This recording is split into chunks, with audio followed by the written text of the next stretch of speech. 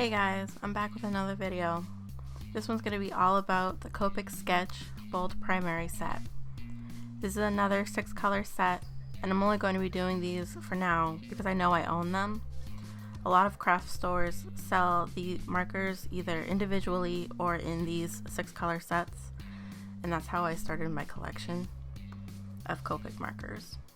The Bold Primary Set includes the colors 100 or black, E29 or burnt umber, B29 ultramarine, G28 ocean green, R27 cadmium red, and Y15 cadmium yellow. I like all the names. If it weren't for the name ocean green, you could use this set to try and follow a Bob Ross tutorial, but with Copic markers, because all the names are similar to oil color paints that he uses. I do believe that has been done by a YouTuber on here before. I would definitely try to do that. I love Bob Ross and all of his paintings and watching his videos. Have never followed along with one of his tutorials, just watched. But I think that would be fun concept. But I'm going to stick with what I know, which is not landscapes, but is instead portraits, and try using all these colors to make a face of someone, something. At one point I thought of doing a chameleon, but I rarely do darker skin portraits, and that E29 is my only skin tone. So I'm going to use either blue and green to try and darken it, or red and yellow to lighten E29. Because skin tones usually have an undertone to them, either cool, warm, or neutral, that affects the overall hue of the skin. So mixing E29 with either the red or the yellow will give it a warm tone, and then mixing it with either the blue or the green will give it a cool tone. If I decide not to mix it with anything, then the skin is ultimately a neutral tone. But I think if I don't mix it with anything, the skin is going to look very flat. You're not going to get a lot of dimension in the face. You're not going to be able to see that the areas of the face that are closest to you, like the cheekbone and the nose and the forehead, have a shape to them. You can only layer the markers on top of each other so much to try to get shading.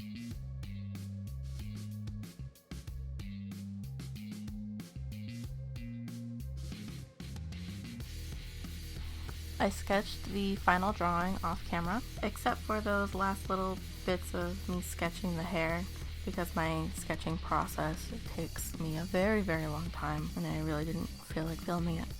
If you want to see an example of my sketching process, you can see how I draw my hands when I did the Copic Sketch skin tone set.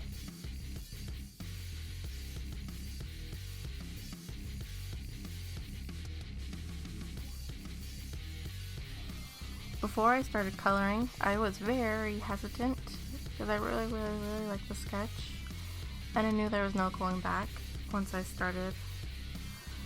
But I did start with the skin, finally using E29 to only color in the areas I knew I wanted to be the darkest, so the chin and the neck, because her head is going to be tilted at you.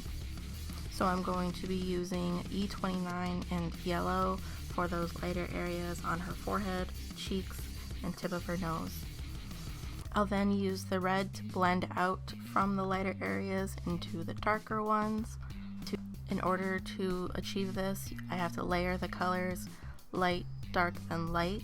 So I'm going to do yellow, brown, and then go back over it with the yellow, and then red, brown, go back over it with the red, and then brown to try and just blend it all together seamlessly. I waited until the face was done before I put in the shades, because whatever marker I'm using and it happens to touch the black, it can pick it up and drag it to another area of the drawing without me realizing it. That's why I have this extra sheet of paper to the side of me, so I can clean off the brush tips by just coloring, scribbling, trying to get it as best as I can. Otherwise, that marker will be contaminated and the tips will have to be replaced. Because I decided to give her some warm undertoned skin, I thought I'd give her some cool toned hair. I did the ocean green because my hair is currently green. It's also my favorite color. And I could use the blue to darken the curls for shading that are closest to the head. And then as the curls go out into the sunlight, they obviously get lighter because they're more transparent. They're not as all bunched up together like they are when the hair is closest to the scalp.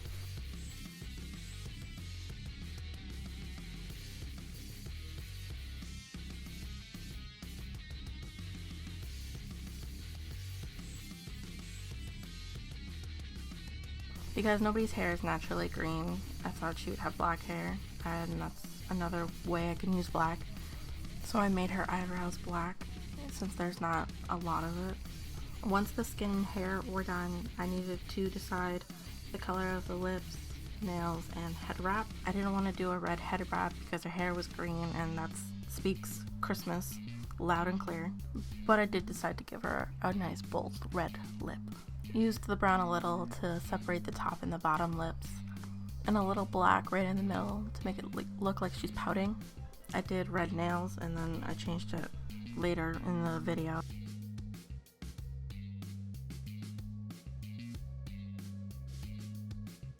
For the headband, since I couldn't do green because the hair was green, I didn't want to do red because it would look like Christmas. And then there was blue, but I used blue to darken the hair. So I thought yellow. It's one color that I haven't used a lot of, except when I was trying to lighten the skin tone. So I decided to do yellow with some blue stripes, since those two colors were only used to either lighten or shade another color. They needed their own little moment. I was going to use the red to shade in the folds of the head wrap, but I didn't like it, so I used the brown, and I like that a lot more. Honestly, the hair and the head wrap have to be my favorite parts of this drawing. I changed her nails to green and then one blue, because you know some girls get the ring finger a different color. I did come in with my Uni Posca white paint pen to try and add highlights, but I think the drawing looked a lot better without it. The shining moment is definitely the head wrap and the hair, probably because I wish my curls looked like that.